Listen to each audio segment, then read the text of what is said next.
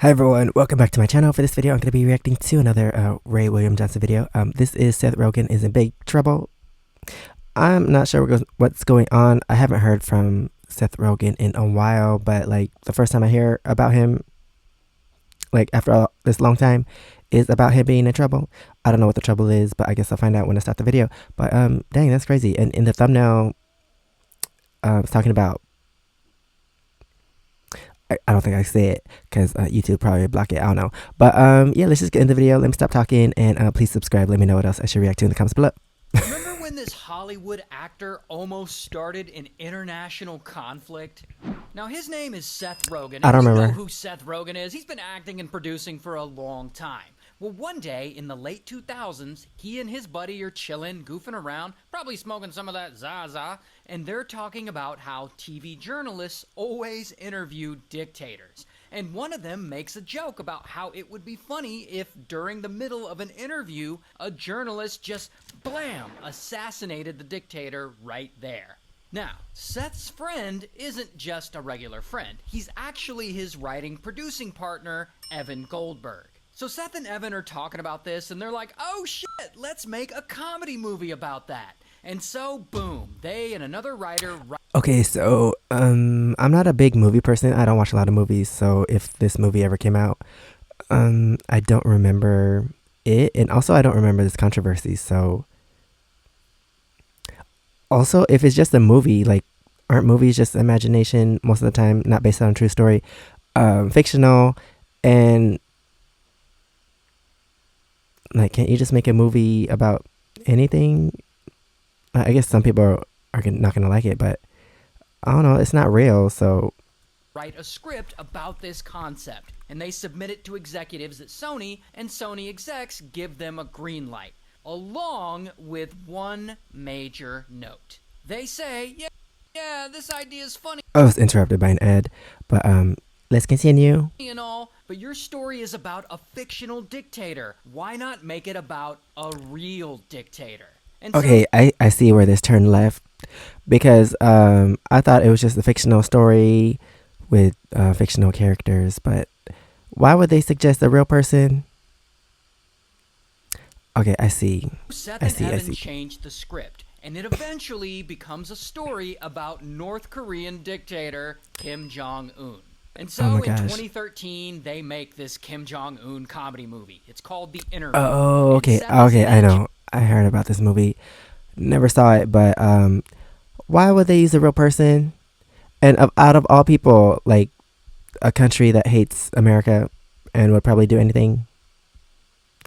Oh my gosh. James Franco's in it. Randall Park plays Kim Jong-un. Okay, I was trying to turn it down, but why is it so loud? The premise is a bumbling talk show host is assigned by the CIA to get an interview with Kim Jong-un, and during the interview, he has to assassinate him. And of course, the movie makes Kim Jong look really goofy, while also highlighting some of the ridiculous myths that he claims about himself. Like, he claims that he always plays a perfect round of golf. He claims that he invented the hamburger. He claims that he can talk to dolphins. I didn't know all this stuff. He doesn't have an anus because he doesn't need one, because he doesn't even have to go to the bathroom at all, because... Is this real, or do people make stuff up? Like, I don't understand.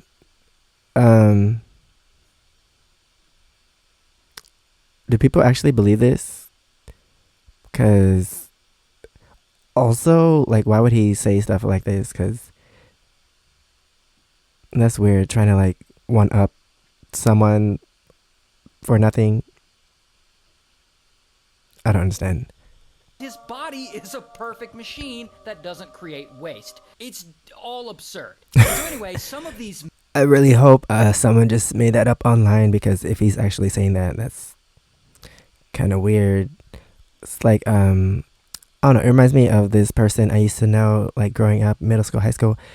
They would just lie about anything, and you could tell that they were lying about it, like making up stories, like, but for what though? Like, I don't understand. Like, that's weird. Myths they reference in the movie, which just ends up making Kim Jong look like a huge dork. Do you do karaoke? Yes, I do, Dave. And of course, in the end of the movie, he ends up getting blown up and dying. Spoiler alert. Anyway, so they shoot this Oh, comedy after movie, and Seth and telling Evan us. direct it, and they're all prepared to release it.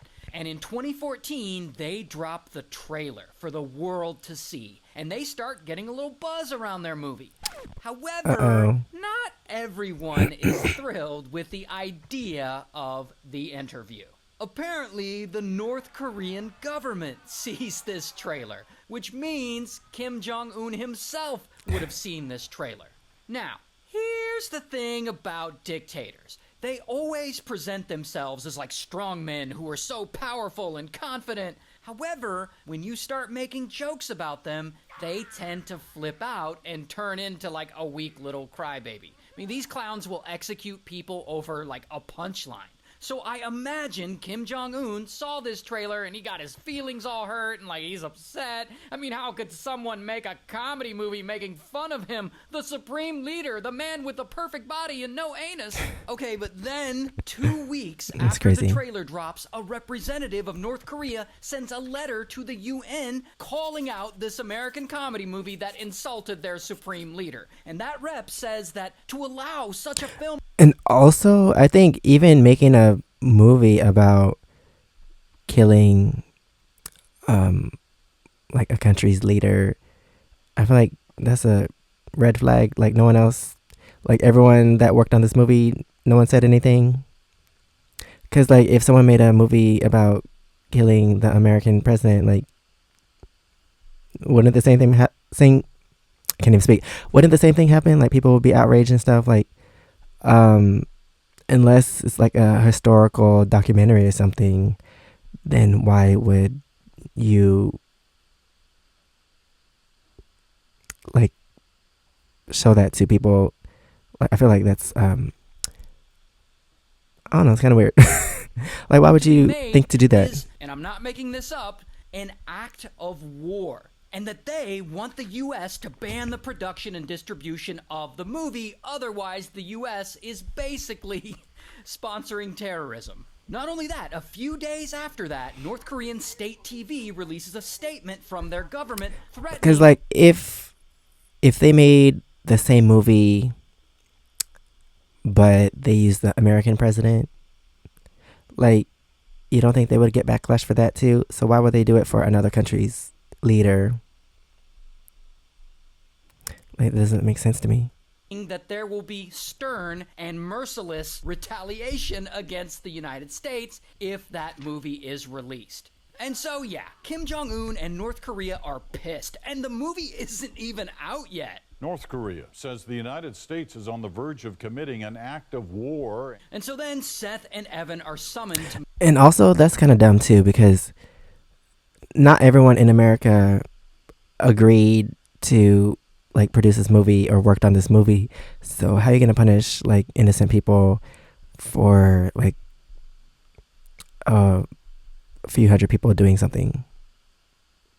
Like that doesn't make sense either. Meet up with the heads of Sony in their offices, and they acknowledge that North Korea is pissed, and they're like, look, in the movie you exploded Kim Jong-un's head in a really graphic way. And so, over the next couple of months, the studio asks them to make changes to that death scene, to tone it down a little, and maybe make it a bit less graphic. Thinking, yeah, you know, maybe these changes will ease the tensions with North Korea. Nope. But, unfortunately, they don't ease shit. They don't ease tensions at all. And so then, Sony execs get nervous, and they decide to delay the release of the movie for about 2 months, thinking, yeah, you know, maybe things will cool down.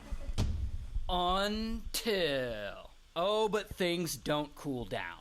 Not long after that announcement, one day, Sony Entertainment, their employees go to work, just like any other normal day. And they go to log in to their work computers. And instead of their normal desktop, boom, there's a creepy red skeleton appearing on the screen. They got hacked. Along with the words, hacked by GOP. Sony has been hacked. A group of anonymous hackers who call themselves the Guardians of Peace have hacked into the computer networks of Sony. And these guys got access to everything. Internal emails, internal data, employee records, employee phone numbers, addresses, and social security Can't they sue? numbers. They get access to several Sony... Can't those workers sue because their company, the person that they're employed to, put them in danger? got all their public or private information leaked or taken or whatever, can't they sue? Movies that hadn't even been released yet. And then, kaboom! These hackers release all of it to the internet for anyone to see. They got all their employees' private information, all their internal communications, some unreleased movies that are just now out there for free for anyone to watch, which causes Sony to lose millions in revenue. It's kind of what they Allegedly, get. They lost around $200 million over this hack. And funny enough, these hackers specifically want Sony to stop the release of Seth's movie, The Interview. And they want any mention of it removed from the internet somehow, as if Sony controls the entire internet. Now, the North Korean government claims that they have nothing to do with Guardians of Peace or these Sony hacks. However, the broad consensus is that, yeah, they're lying, they're behind the whole thing. Anyway, about 2 weeks later, the Guardians of Peace hack Sony again. This time, they claim that they'll stop if Sony agrees not to release the movie making Kim Jong-un look bad. Oh, but it gets worse, because a week after that, they threaten a terrorist attack on the movie theater in New York where the movie is premiering. Plus, they say that they'll attack any theater that shows the movie. So yeah, now shit's getting serious. And so, bam, Seth and James Franco cancel And this all AI their publicity appearances. make them look super and different. Sony hires personal security to Twins. follow them around because now they're under a serious threat. While Sony, they pull all television advertising for the movie. And shortly after that, several major theater chains announced that they will no longer screen the film as they are now worried about a terror threat. And so Sony has no other choice. They have to cancel the wide theatrical release of the movie altogether. And so the fate of this comedy movie that Seth and Evan worked so hard on is left hanging in the balance. And if that isn't crazy enough, the fucking president of the United States gives a press conference and he has to make a statement on it. Sony's a corporation, suffered significant damage. There were threats against its employees. And so basically, he says that he understands why Sony canceled the theatrical release because, their employees were threatened. But he also says that he thinks Sony made a mistake. We cannot have a society in which some dictator someplace can start imposing censorship here in the United States. Imagine what they start doing when they see a documentary that they don't like or news reports that they don't like. So then, after the president's speech, execs at Sony decide to change their mind and they reverse course again. And that they are going to figure out a way to release the movie in theaters. And at the last minute, they get the movie a limited time release in about 300 independent theaters in the US, and they get it wide theatrical release in the UK. And so Seth and Evan's movie is saved. And the hackers, they go away. They don't do anything else. No one was hurt. No one died. And Kim Jong-un went back to his normal life of being a dictator with apparently No anus. no anus. Yeah, I can see why they're upset because, why is basically technically wishing death upon someone, but yeah, would they make the same movie, unaliving a president from their home country? I don't think so, because that's where they live, and people, the patriotic people in that country are gonna maybe go after them. So why would you do it for some other country? And also you never know, sometimes the action of one person can ruin the lives of many people because you made a dumb mistake. Also, why not just make this movie with fictional characters? Why do they have to use a real person? That's what I don't understand. They could have avoided this without using a specific person. I don't know. And I don't know how everyone in that team, no one said no. No one thought about the side effects, the the negative outcome that would come from this. I don't know. But anyway, that is the end of this video. Thanks for watching. Please subscribe. Let me know what else I should react to in the comments below. And if you want to see my experiences in Korea, you can check out my first channel, SEKSHI. And if you want to see my other socials, it's right here under my face. Thanks for watching, and I'll see you next time. Bye.